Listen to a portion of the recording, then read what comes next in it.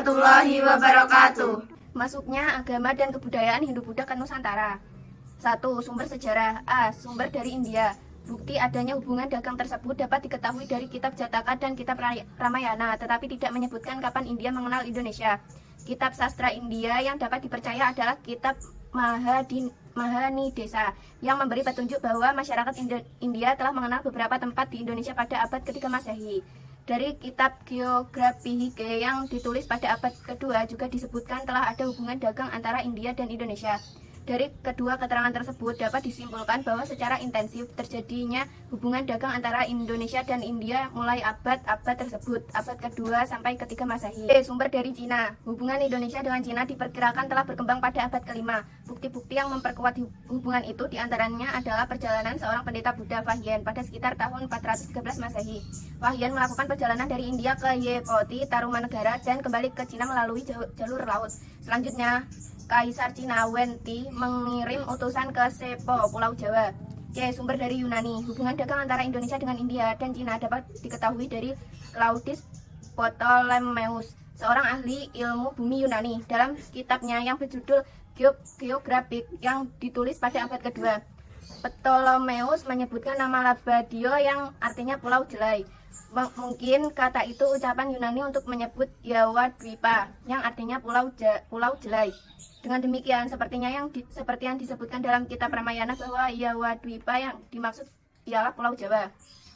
D. Prasasti. Prasasti tertua di Indonesia yang menunjukkan hubungan Indonesia dengan India. Misalnya prasasti Mulawarman di Kalimantan Timur yang berbentuk yupa. Semua prasasti ditulis dalam bahasa Sanskerta dan huruf Pallawa. Kitab kuno. Kitab-kitab kuno yang ada di Indonesia biasanya ditulis pada daun lontar yang ditulis dengan menggunakan bahasa dan tulisan Jawa kuno yang merupakan pengaruh dari bahasa Sanskerta dan tulisan Pallawa. Bangunan kuno. Bangunan kuno yang bercorak Hindu ataupun Buddha terdiri atas candi, stupa, relief, dan arca. Agama Hindu yang berkembang di Indonesia berbeda dengan agama Hindu yang berkembang di India. Agama dan kebudayaan Hindu disesuaikan dengan kebudayaan dan kepercayaan asli Indonesia yang berintikan pemujaan roh, leluhur, animisme, dan dinamisme. Dalam bidang sastra pun terjadi penyesuaian. Misalnya huruf Pallawa berubah menjadi huruf Kawi dan huruf Jawa kuno. Demikian pula dalam seni bangunan bentuk candi di Indonesia lain dengan yang ada di India. 2. Teori masuknya agama kebudayaan Hindu-Buddha. Mengkaji proses masuknya pengaruh agama Hindu dan agama Buddha ke wilayah Nusantara memang memerlukan analisis yang cukup dalam. Hal tersebut dikarenakan belum terdapat kesepakatan yang bulat di antara para ahli mengenai siapa yang membawa kebudayaan tersebut ke Nusantara. Secara garis besar, peneliti membagi proses masuknya budaya Hindu-Buddha menjadi dua. Pendapat pertama bertolak dari anggapan bahwa bangsa Indonesia berlaku pasif dalam proses ini. Para pendukung konsep pertama ini selalu beranggapan bahwa telah terjadi kolonisasi oleh orang-orang India. Teori Brahmana. Van Leer mengajukan keberatan baik terhadap teori Ksatria ataupun teori Waisya. Keberatan pertama adalah mengenai kolonisasi. Suatu kolonisasi yang melibatkan penaklukan oleh golongan Ksatria tentunya akan dicatat sebagai suatu kemenangan. Namun catatan itu tidak ditemukan dalam sumber-sumber tertulis di India. Indonesia pun tidak ditemukan prasasti sebagai bukti adanya penaklukan. Selain itu, suatu kolonisasi selalu disertai oleh pemindahan segala unsur masyarakat dari tanah asal. Misalnya sistem kasta, kerajinan, bentuk rumah, tata kota, bahasa, pergaulan, dan sebagainya. Dalam kenyataannya, apa yang terdapat di Indonesia berbeda dengan yang terdapat di India. Kalaupun ada pedagang-pedagang India yang menetap, mereka bertempat tinggal di perkampungan-perkampungan khusus. Sampai sekarang masih ditemukan kampung keling di beberapa tempat di Indonesia Barat. Mereka yang menetap di perkampungan khusus itu kedudukannya tidak berbeda dengan rakyat biasa di tempat itu. Hubungan mereka dengan penguasa hanyalah dalam bidang perdagangan, sehingga tidak dapat diharapkan adanya pengaruh budaya yang membawa perubahan-perubahan dalam bidang tata negara dan agama. Hal ini menjadi lebih jelas karena sebagian besar pedagang itu adalah pedagang keliling yang berasal dari kalangan masyarakat biasa. Mengingat unsur-unsur budaya India yang terdapat dalam budaya Indonesia, Van Leer cenderung untuk memberikan peranan penyebaran budaya Indonesia pada golongan Brahmana. Para Brahmana datang atas undangan para penguasa Indonesia, sehingga budaya yang mereka perkenalkan adalah budaya golongan Brahmana. Sayangnya, dari teori Brahmana Van Leer itu masih belum jelas pada yang mendorong terjadinya proses tersebut. Ia berpendapat bahwa dorongan itu adalah akibat kontak dengan India melalui perdagangan. Bukan hanya melalui orang-orang India yang datang, tetapi mungkin juga karena orang-orang Indonesia melihat sendiri kondisi di India, terdorong oleh keinginan untuk dapat bersanding dengan orang-orang India dengan taraf yang sama, dan terdorong pula untuk meningkatkan kemakmuran negerinya. Mereka pun mengundang Brahmana. Para Brahmana ini kemudian melakukan upacara Fratiastoma, yakni upacara inisiasi yang dilakukan oleh para kepala suku agar menjadi golongan Ksatria. Pandangan ini sejalan dengan pendapat yang dikemukakan Paul Bradley bahwa para penguasa lokal di Asia Tenggara sangat berkepentingan dengan kebudayaan India guna mengangkat status sosial mereka. B. Teori Ksatria. R.C. Majumdar berpendapat bahwa munculnya kerajaan Hindu di Indonesia disebabkan oleh peranan kaum ksatria atau prajurit India. Para prajurit India diduga mendirikan koloni-koloni di kepulauan Indonesia dan Asia Tenggara pada umumnya. Namun, teori ksatria yang dikemukakan oleh R.C. Majumdar tidak didukung oleh data yang memadai. Selama ini, belum ada bukti arkeologis yang menunjukkan adanya ekspansi prajurit India ke Indonesia. Teori Waisa, pendapat lain yang masih berpegang pada anggapan adanya kolonisasi memberikan peranan utama pada golongan lain. Teori yang pada awalnya diajukan oleh Fromm ini memberikan peranan utama pada golongan pedagang Waisa. Fromm tidak sependapat bahwa golongan ksatria merupakan golongan terbesar di antara orang-orang India yang datang ke Indonesia. Hal ini karena orang-orang itu datang untuk berdagang, maka golongan terbesar tentulah golongan pedagang. Mereka menetap di Indonesia dan kemudian memegang peranan dalam penyebaran pengaruh budaya Indonesia melalui hubungan mereka dengan penguasa-penguasa Indonesia. Fromm mengisyaratkan kemungkinan adanya pedagang-pedagang tersebut dengan wanita Indonesia. Perkawinan merupakan salah satu saluran penyebaran pengaruh kebudayaan yang penting. Selain memberikan peranan pada golongan yang berbeda, teori Fromm mempunyai perbedaan lain jika dibanding dengan teori ksatria. Berdasarkan pengamatan berbagai aspek budaya Hindu Indonesia, Fromm berpendapat bahwa unsur Indonesia dalam budaya Indonesia masih sangat jelas. Ia menyimpulkan bahwa peranan budaya Indonesia dalam proses memberikan budaya India di Indonesia sangat penting. Hal itu tidak mungkin terjadi jika bangsa Indonesia hidup di bawah tekanan seperti yang digambarkan oleh teori ksatria. Teori Fromm mendapatkan banyak pengaruh di kalangan peneliti. Akan tetapi dengan adanya kemajuan dalam penelitian, tumbuh pula pendapat yang beranggapan bahwa teori ini masih kurang memberikan peranan pada bangsa Indonesia. Walaupun Fromm telah melihat adanya peranan yang penting dari Indonesia, tetapi masih berpendapat kesan bahwa proses itu tidak sepenuhnya ditentukan oleh bangsa Indonesia. D. Teori Sudra dikemukakan oleh Van Faber. Menurut teori ini, di India banyak terjadi perang. Dengan demikian, banyak pula tekanan perang. Indonesia dijadikan sebagai tempat pembuangan dan tawanan-tawanan perang. Pada tawanan perang itulah yang menyebarkan kebudayaan Hindu di Indonesia. Teori arus balik. Buat sesuai dengan pendirian dengan Van Loon bertolak dari sifat unsur-unsur budaya India yang diamati dalam budaya Indonesia. Ia juga berpendapat bahwa proses indinasi di Indonesia dilakukan oleh kelompok cendekiawan dalam masyarakat, yaitu para administrator atau clerk. Untuk mengamati proses yang terjadi antara budaya Indonesia dari India, Bos menggunakan istilah penyuburan. Ia melihat dua jenis proses penyuburan. Penyuburan pertama dan kemungkinan telah terjadi lebih dahulu adalah proses melalui pendeta agama Buddha. Awal hubungan dagang antara Indonesia dan India bertepatan pula dengan perkembangan pesat dari agama Buddha.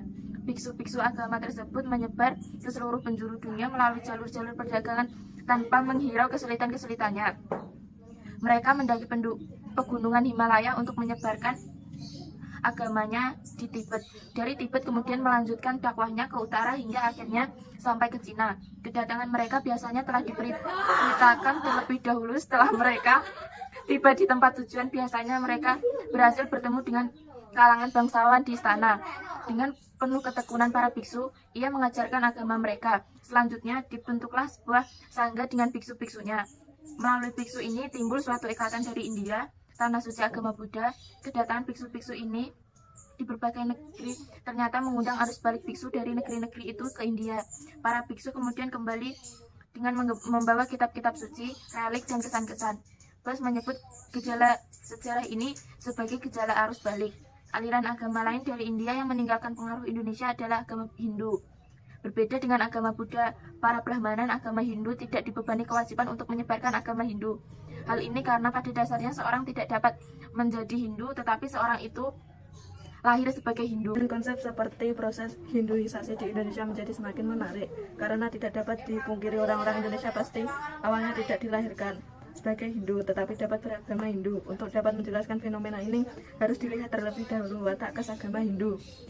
Agama Hindu pada dasarnya bukanlah agama untuk umum, dalam arti bahwa perdagangan agama tersebut hanya mungkin dilakukan oleh golongan Brahmana. Beranjak dari kenyataan ini, terdapat berbagai tingkat ketataan pelaksanaan prinsip tersebut. Hal itu tergantung dari aliran sakta yang bersangkutan. Adapun sakta agama Hindu yang terbesar pengaruhnya di Jawa dan Bali adalah sekte Siwa Siddhata. Aliran Siwa Siddhata sangat aseteris. Seseorang yang dicalonkan untuk menjadi seseorang Brahmana guru harus mempelajari kitab-kitab agama selama bertahun-tahun. Dan setelah diuji baru diizinkan menerima inti ajarannya langsung dari seseorang Brahmana guru. Brahmana inilah yang selanjutnya membimbingnya hingga ia siap untuk ditasbihkan menjadi Brahmana guru. Setelah ditasbihkan, ia dianggap telah disucikan oleh Sika dan dapat menerima kehadirannya dalam tubuhnya pada upacara-upacara tertentu. Dalam keadaan demikian ia dianggap dapat merubah air menjadi amerta. Brahmana itu lantas diundang ke Indonesia. Mereka melakukan upacara khusus dapat menghindukan seseorang. Prasyastoma. Pada dasarnya kemampuan mereka inilah yang menyebabkan raja-raja Indonesia mengundang para Brahmana ini. Mereka Brahmana Indonesia yang kemudian berkembang penguasaan yang luas dan mendalam mengenai kitab-kitab suci, menempatkan mereka pada Purohita yang memberi nasihat kepada raja, bukan hanya di bidang keagamaan, tetapi juga pemerintahan, peradilan, perundang-undangan, dan sebagainya. C. Rangkuman. Dari uraian di atas terlihat bahwa hubungan dagang antara Indonesia dan India merupakan salah satu faktor dalam proses masuknya pengaruh budaya India. Hubungan dagang telah menyebabkan terjadinya proses tersebut. Akan tetapi proses Hinduisasi sendiri adalah sesuatu yang terpisah di proses perdagangan. Akibat proses ini terjadi perubahan dalam birokrasi pemerintahan. Perubahan ini memang dapat berakibat pada jalannya perdagangan, tetapi inti perubahan yang terjadi sebagian besar terletak pada bidang keagamaan. Hal ini bukan hanya berlaku untuk bidang-bidang yang jelas bercorak agama, seperti sastra, seni rupa, dan bangunan suci, tetapi juga berpengaruh pada tata upacara di keraton, organisasi ketatanegaraan, dan kelembagaan masyarakat. Penyuburan budaya Hindu-Buddha di Indonesia yang terjadi melalui kontak dengan golongan agama dari India sebagai besar langsung berpengaruh pada golongan elit zaman kuno di Indonesia. Bertolak dari kedudukan golongan ini, maka dengan sendirinya akan tersebar pengaruh di kalangan yang lebih luas. Para ahli yang telah meneliti masyarakat Indonesia kuno sebagai besar berpendapat bahwa unsur budaya Indonesia kuno masih nampak dominan dalam seluruh lapisan masyarakat. Salah satu yang mencolok dalam suatu masyarakat Hindu adanya kasta. Keterangan-keterangan dari sumber epigrafi dan sastra kuno ataupun pengamatan terhadap keadaan di Bali sekarang tidak menggambarkan kondisi seperti di dunia.